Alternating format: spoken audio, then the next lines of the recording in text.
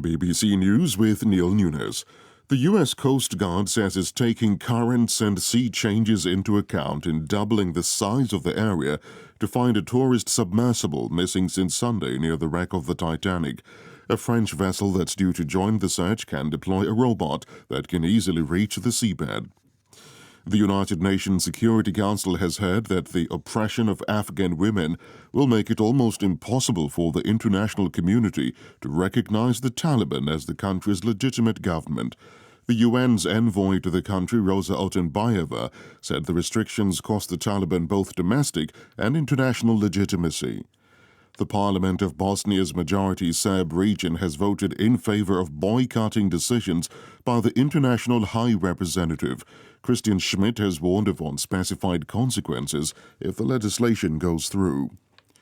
A U.S. Air National Guardsman charged with leaking military secrets has pleaded not guilty in a federal court. Jack Teixeira is accused of arranging the most damaging leak of classified documents in a decade. Turkey's central bank is holding its first policy meeting today since President Erdogan won a hard-fought re-election last month. It's an opportunity for the newly appointed governor to raise interest rates, contrary to Mr. Erdogan's unorthodox economic vision.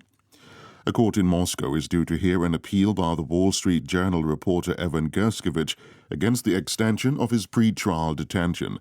The American is accused of espionage, a charge he categorically rejects. The United States has become only the second country after Singapore to allow lab-grown meat to be offered to consumers.